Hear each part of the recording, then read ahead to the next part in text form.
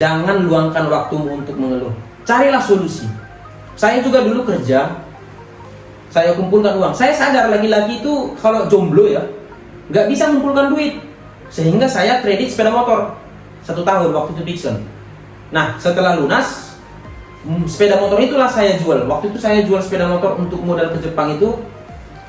Sepeda motor fiction 2012, CB100, CB Glatik, baru Cup 70 ada 2 dulu saya jual. Satu yang model Japstyle, satu yang model original. Itulah bukti bahwa saya pernah berjuang. Saya ke Jepang itu bukan karena kekayaan, tapi karena ketidakadaan, sehingga saya ingin merubah nasib, pergi ke Jepang. Nah, mudah-mudahan teman-teman yang lain bisa. Mari kita sama-sama sukses. Mumpung masih muda, kita berkekuatan, bertenaga. Mari, habiskan jatah gagalmu. Raihlah kesuksesanmu. Halo guys, perkenalkan saya Josie Silaban dari LPK Daruma ya. Jadi saya mau menjelaskan sama teman-teman sekalian karena banyak yang bertanya dari TikTok, dari Instagram, dari Facebook ya. Jadi ini mau saya jelaskan, kami dari LPK Daruma yang beralamat coba dilihat di kartu nama. Jadi mau menjelaskan tentang bagaimana sih sebenarnya proses untuk bekerja ke Jepang itu. Nah, sebenarnya ke Jepang itu ada banyak jenis visa yang sering kita urus. Nanti akan dijelaskan. Oke, pertama-tama untuk teman-teman yang fresh grade, yang belum mengerti dan belum tahu tentang proses ke Jepang dan bahasa Jepang. Nah, pertama, bergabung ke LPK Daruma. LPK Daruma adalah tempat untuk pelatihan bahasa Jepang dan pelatihan jenis kerja.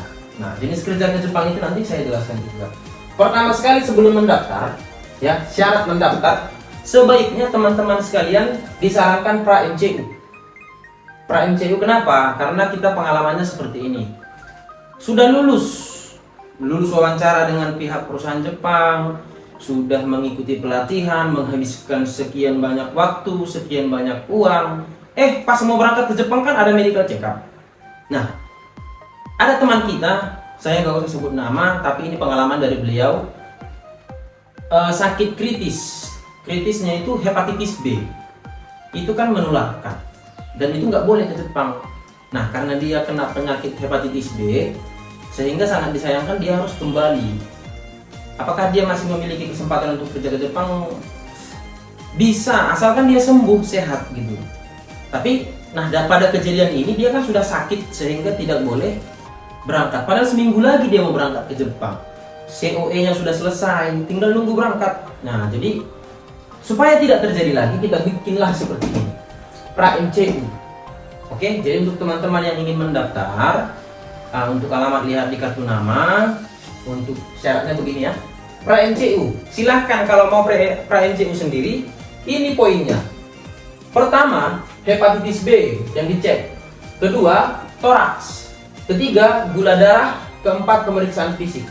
Nah, ketika ini sudah oke, silahkan kalian datang mendaftar ke LPK Daruma, bawa surat itu. Tapi contoh sensei, di LPK Darumanya ada nggak rekanan klinik? Ada. Kalau kalian mau, silahkan mendaftar ke LPK. Kita ikutkan pra-MCU. Seandainya ada sakit kritis, ya mohon maaf nggak bisa masuk. Misalnya uang udah dikasih nih pendaftaran, ya kita kembalikan. Ya, seperti itu. Nah, ada lagi teman-teman yang nanya, sensei saya sudah pernah patah tulang. Nah, tergantung patah tulangnya itu patah tulang yang bagaimana. Kalau misalnya, kenapa tidak diperbolehkan patah tulang ke Jepang? Karena Jepang itu kan dingin. Takutnya kalau nanti di Jepang ngilu dia gitu. Kasihan kan? Jadi kalau pernah kejadian seperti ini, dia 15 tahun yang lalu pernah jatuh waktu SD mungkin ya. Tapi sudah sehat dan sudah bisa beraktivitas. Kalau memang sudah yakin, oke, silahkan masuk. Tapi kalau misalnya masih dipaksa-paksa, jangan bohongi kami gitu, nanti kalian yang sengsara ya. Intinya kalau memang pernah patah tulang, silahkan di ronsen dulu, minta rekomendasi dari dokter. Kalau mau katanya oke, ya oke, datanglah. Oke, ini syarat mendaftar pertama. Syarat kedua, tamatannya minimal SMA SMK sederajat. Gak boleh yang SD SMP, gak boleh. Mohon maaf untuk teman-teman yang tidak tamat SMA, kalau ke Jepang itu harus SMA minimal. Ya, jadi untuk mendaftar itu silahkan bawa dokumen ijazah mulai dari SD, SMP, SMA, kalau dia kuliah sampai kuliah, supaya kita cantumkan. Lalu akte lahir, lalu kartu keluarga, oke, lalu KTP. Kalau bisa semua harus sama namanya, jangan beda-beda. Oke, itu kalau mau mendaftar silahkan dibawa fotokopinya. Dan sebelum datang mendaftar, coba semua dokumen itu di PDF pakai komputer, di scan, lalu di merge, baru kirim ke email lpkdaruma@gmail.com. Supaya apa? Nanti misalnya kalian mendaftar nih, ikut pelatihan, terus lulus wawancara dengan perusahaan Jepang, ya kan? Itu dokumen harus saya kirim ke Jepang. Nah, supaya nanti nggak keteter, kalau sudah di email kan gampang, tinggal cari. Makanya kalau mau mengirim email ke LPK Daruma, silahkan tulis pakai nama asli sesuai KTP. Oke guys? Nah, setelah kalian mendaftar ke Jepang itu kan harus bisa bahasa Jepang. Nah, untuk pelatihannya itu target 6-8 bulan pelatihannya. Ini target ya guys, 6-8 bulan. Oke, jadi sensei harus 6 bulan dulu pelatihan baru ikut wawancara? Tidak. Kalau kalian bisa belajar selama 3 bulan dan bisa bahasa Jepang, kalian boleh ikut wawancara dengan perusahaan Jepang. Jadi tergantung kecepatan kalian berbahasa Jepang, tergantung niat dan keseriusan kalian dalam berbahasa Jepang. Intinya bisa cepat bahasa Jepang, maka bisa wawancara. Oke? Sensei kalau misalnya 6 bulan nggak bisa gimana?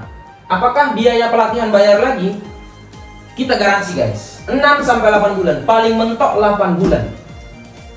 Takutnya nggak bisa. Kok belum dicoba udah takut? Pengalaman kami LPK Daruma, kalau memang kalian niat, pasti bisa kok. Makanya handphone, pacar, disampingkan dulu lah kalau memang mau ke Jepang. Tapi meskipun begitu, kemungkinan terburuk sampai 8 bulan. Kalau misalnya nggak bisa juga bahasa Jepangnya, ini kita garansi sampai 10 bulan. Lebih dari 10 bulan, kalian harus bayar SPP 150.000 per bulan. Supaya apa? Supaya kalian tanggung jawab. Jangan nanti di sini nggak bayar kok walaupun 2 tahun, nggak boleh. Kalian targetnya harus bisa 6 bulan. Ini pelatihan bukan kursus aja. Saya muak lihat orang lama-lama ya. Harus serius. Oke? Hanya bayar 150.000 per bulan. Tapi kalau boleh jangan sampai di titik ini. Kalau sudah sampai di titik ini udah kelewat batas itu. Ya. Sampai sini paham ya? Kira-kira berapa lama prosesnya? Proses itu tergantung kalian. Nah, contoh, sensei saya 3 bulan udah bisa bahasa Jepang nih. Lalu ikut wawancara. Rupanya lulus. Katakan kalian lulus di bulan 3. Di bulan 3 ya, bulan ini. Nah, saat kalian wawancara dengan orang Jepang, silahkan ditanya, maaf Pak, maaf Bu, kira-kira kalau saya lulus di sini kapan rencana berangkat? Silahkan ditanya, karena Jepang itu sistemnya gini, untuk dipekerjakan 3 bulan akan datang, rekrutnya hari ini. Jadi contoh, lulus bulan 3, rencana keberangkatannya bulan 6. Berarti masa tunggunya 3 bulan setelah lulus wawancara. Makanya banyak orang yang bertanya, berapa lama pelatihannya, berapa lama pemberangkatannya. Kira-kira seperti ini modelnya guys. Supaya kalian bisa ikut wawancara, kalian harus bisa bahasa Jepang. Kalau kalian bisa lulus selama 3 bulan, ya berarti tambah 3 bulan, 6 bulan lah kalian. Tapi ada juga yang 6 bulan guys, masa tunggunya. Karena kita resmi, jadi step-stepnya itu kalian belajar dulu, wawancara, lulus, baru nunggu pemberkasan. Kalaulah kalian sekali wawancara lulus, kalau misalnya hari ini wawancara rupanya belum lulus, maka kalian menunggu job berikutnya. Makanya kalau pilih-pilih job bisa jadi lama. Contoh, sensei saya kan jurusan informatika, saya maunya komputer. Belum tentu. Karena di Jepang itu tidak begitu melihat apa latar belakangnya. Karena banyak orang jurusannya informatika tapi dia mahir di otomotif. Kira-kira seperti itu guys ya. Jadi kalau misalnya kalian dapat yang antrian 6 bulan setelah lulus, berarti 3 bulan pelatihan, menunggu berkas 6 bulan, berarti 9 bulan. Sensei saya nggak lulus hari ini, kira-kira mau wawancara berikutnya lagi bayar nggak? Enggak, kalau wawancara aja nggak bayar. Jadi contoh, kalian pelatihan 6-8 bulan. udah bisa bahasa Jepangnya tapi belum lulus wawancara. Apakah itu bayar? Tidak, karena kalian cuma ikut-ikutan aja belajar. Tapi kalau kalian tinggal di asrama, ya itu bayar 1 juta 1 bulan. Kalau di asrama, kalian selama belum lulus wawancara itu bebas, boleh asrama boleh enggak. Kalau asrama 1 juta 1 bulan, kalau kalian ngekos ya ngekos lah. Oke? Jadi untuk ke Jepang itu LPK Darumah bisa ngurus yang saya jelasin 3 visa aja. Visa ya. Pertama, magang. Sebenarnya dia kerja, tapi karena Jepang tidak terima TKI, dibikinlah basisnya magang. Untuk usianya, paham ya, untuk usia pria usianya 18 sampai 29 tahun. Kalau wanita 18 sampai 27. Untuk bidang kerjanya apa aja? Sebenarnya bidang kerja ini banyak, ada pertanian, ada peternakan, ada pabrik. Pabrik ini banyak, ada bagian ngecek, ada bagian packing, ada bagian pengelasan. Karena kalau dia dalam gedung disebut pabrik juga. Bahkan bagian bangunan pun ada pabrik. Ya. Terus ada las dia di luar ruangan. Terus ada bangunan. Ya. Banyak jenis jobnya. Asalkan kalian tidak pilih-pilih. Contoh, sensei saya maunya pertanian. Pertanian ini kita nggak tahu kapan rekrutnya. Intinya kalian belajar dulu bahasa Jepang. Kalau sudah bisa, ya tinggal pilih-pilih. Tapi konsekuensinya menunggu.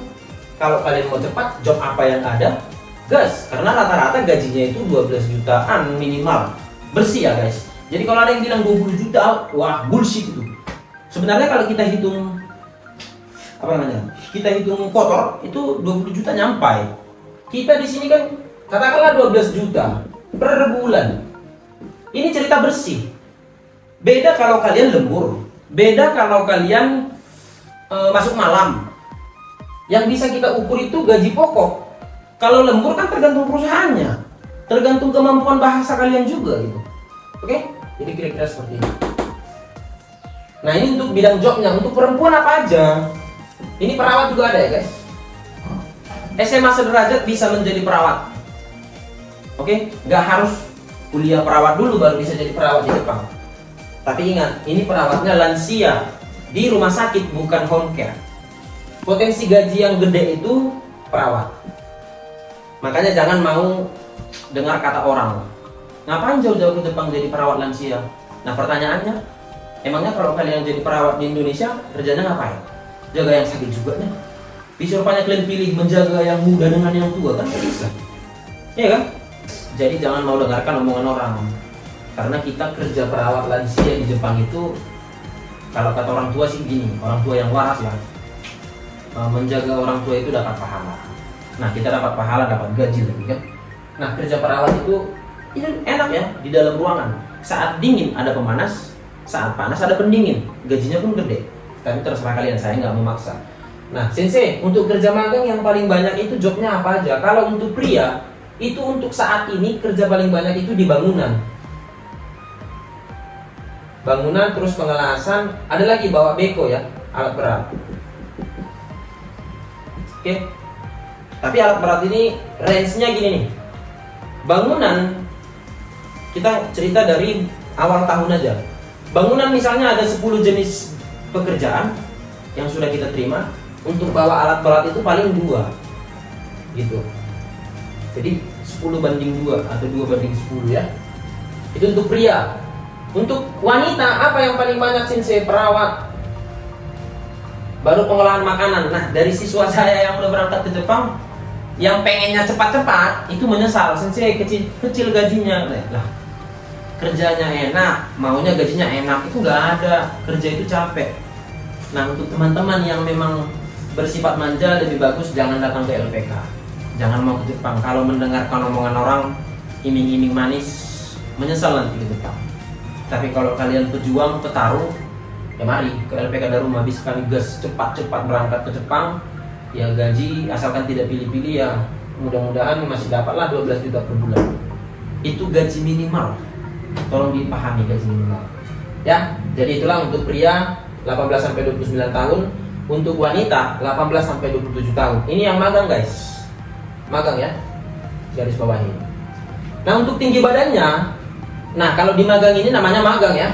Untuk pria itu 162 tinggi badannya minimal. Untuk wanita 148. Oke?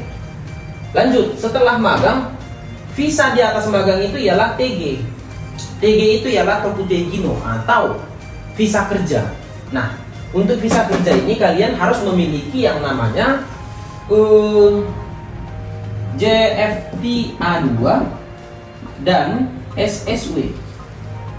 Oke guys, JFT A2 dan SSW. JFT A2 itu adalah level bahasa Jepang. Ibarat kata, level bahasa Jepang itu kan ada N1, 2, 3, 4, 5. N1, N2, N3, N4, N5. Paling rendah itu N5, paling tinggi N1. Nah, kalau JFT A2 itu antara N5, N4 dia di tengah. Oke, di tengah. Jadi wajib memiliki JFT A2 dan SSW. SSW itu apa? Sertifikat Skill Worker. Oke, sertifikat Skill Worker. Jadi sertifikat Skill Worker ini bidang pekerjaan yang bisa diurus oleh LPK Daruma ialah 1. Perawat. Di sini juga SMA sederajat boleh ya. Kedua, pertanian. Ketiga, pengolahan makanan. Keempat, perhotelan. Oke, jadi untuk teman-teman yang memang dari awal belum ada basic bahasa Jepang, untuk TG bisa kita ajarin di LPK Daruma. Tapi kalau ada teman-teman yang sudah belajar di entah di mana-mana lah, entah di LPK lain, tapi belum dapat job, mari kita bantu di LPK Daruma. Untuk biaya nanti saya jelasin di video berikutnya, biar agak gampang ya. Oke, jadi inilah bidang pekerjaan yang bisa saya urus dari TG. Oke ya. Nah, untuk usianya gimana sensei ini dia? Usia perempuan maupun wanita minimal 19 tahun sampai 33. Tinggi badan pria 160, wanita 140. Sensei saya 158 pria, boleh nggak? Boleh, asalkan kalian semangat. Jadi contoh, saya tinggi badannya kurang, tapi keinginan saya tinggi, bahasa saya tinggi, otomatis ada pertimbangan sama orang Jepangnya. Karena banyak orang yang tinggi badannya tinggi, tapi bahasanya rendah. Nah gitu ya. Oke. Nah, jadi inilah seputar TG. Lalu visa berikutnya ialah engineering. Jadi untuk teman-teman yang sudah kuliah yang bisa saya urus engineering ialah tamatannya D3 S1 teknik. Teknik ini ada teknik mesin, teknik sipil. Itu boleh saya urus. Untuk usia maksimalnya 35 tahun. Jadi untuk teman-teman sejawat yang sarjana teknik, mari menimba karir ya, bukan menimba ilmu lagi, menimba karir di Jepang. Karena di sana engineer itu enak, kontrak 5 tahun, boleh bawa istri atau boleh bawa suami ya. Jadi untuk teman-teman, seperti inilah kira-kira cara supaya bisa kerja di Jepang. Intinya kalian harus bisa bahasa Jepang. Setelah bisa bahasa Jepang, baru ikut wawancara. Ketika lulus baru berangkat. Nggak bisa di situ mendaftar langsung berangkat, nggak bisa. Ya mungkin teman-teman yang pergi ke Malaysia bisa seperti itu. Nah kalau ke Jepang inilah stepnya. Sulit ya, berat iya. Makanya orang-orang yang sudah pergi ke Jepang itu ya mudah-mudahan ingat perjuangan kalian. Kumpulkan uang. Setelah terkumpul, belilah tanah, belilah emas, jangan beli mobil, jangan pula beli handphone, beli kamera. Nggak usah bergaya di Jepang, bergayanya nanti setelah pulang. Jadi moto yang pernah diajarkan orang tua kepada saya itu ada 2 yang pernah diajarkan. Pergi migran, pulang jadi sultan. Lalu kedua, dari beban menjadi kebanggaan. Ya jadilah kalian seperti itu. Oke? Dan moto yang pernah saya alami berdasarkan pengalaman saya, kenapa saya buat LPK Daruma? LPK Daruma. Daruma itu adalah boneka Jepang. Diambil dari Budi Dharma.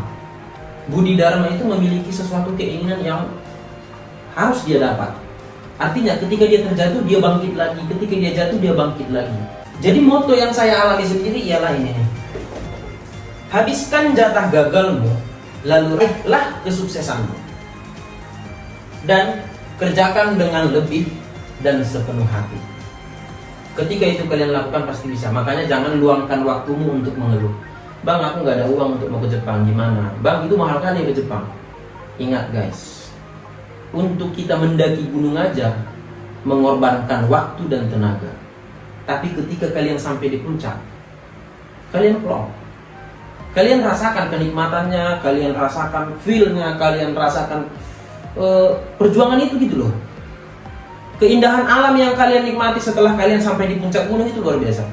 Ya, jadi itulah yang saya rasakan waktu saya dulu mencoba ke Jepang itu. Saya 4 tahun yang kena tipu LPK lah, yang gagal lah. Saya dulu mencoba IM gagal, mulai dari tahun 2012 sampai orang tua pun marah gara-gara saya gagal terus. Saya pernah dapat cemooh seperti ini. Sebenarnya gara-gara orang kampung ya. Gimana sih anakmu itu, Mak Jos? Saya anak pertama, kami 7 bersaudara. Anak orang udah berhasil, anakmu gagal terus. Sehingga orang tua saya mungkin galau ya. Sehingga saking dia emosinya melihat kegagalan saya, dia ngomong seperti ini. Anak orang udah ngirim, kau minta-minta gitu. Ya, sakit. Tapi ketika kita ubah sakit hati itu menjadi energi positif, kalian akan terus berjuang guys. Saya mengejar program magang ke Jepang itu 4 tahun. Mulai dari tahun 2011 gagal karena usia, 2012 itu gagal karena negeri ya. Saya coba negeri, 2012 itu gagal karena Medan blacklist. 2013 saya gagal di kesehatan. Bayangin coba. Tapi saya bangun tidur Jepang. Mau tidur Jepang. Jadi 2013 akhir saya berangkat ke Jakarta. Cari LPK. Saya belum pernah ke Jakarta nih. Orang tua saya nggak setuju. Cari tuh. Tanya ke LPK-nya, ini bisa berangkatin? Mulut kan nggak terbakar bilang api. Ya dia bilang bisa aja. Bisa. Rupanya saya masuk kena tipu. Gak usah saya sebut mereknya, kena tipu.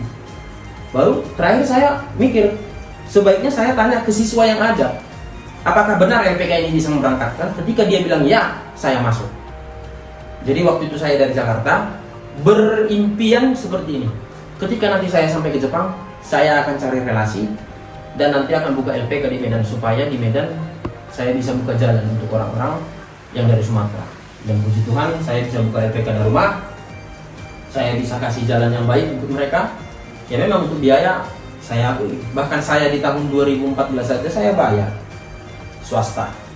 Karena negeri sistem gugur, swasta kan tidak ada sistem gugur. Makanya untuk teman-teman, jangan luangkan waktumu untuk mengeluh. Carilah solusi. Saya juga dulu kerja, saya kumpulkan uang. Saya sadar laki-laki itu kalau jomblo ya, nggak bisa mengumpulkan duit. Sehingga saya kredit sepeda motor 1 tahun waktu itu Dixon. Nah setelah lunas, sepeda motor itulah saya jual. Waktu itu saya jual sepeda motor untuk modal ke Jepang itu. Sepeda motor Vixen 2012, CB100, CB Glatik. Baru Cup 70 ada 2 dulu saya jual. Satu yang model Japstar, satu yang model original. Itulah bukti bahwa saya pernah berjuang. Saya ke Jepang itu bukan karena kekayaan, tapi karena ketidakadaan, sehingga saya ingin merubah nasib, pergi ke Jepang. Nah, mudah-mudahan teman-teman yang lain bisa. Mari kita sama-sama sukses. Mumpung masih muda, kita berkekuatan, bertenaga. Mari, habiskan jatah gagalmu. Raihlah kesuksesanmu. Oke? Horas.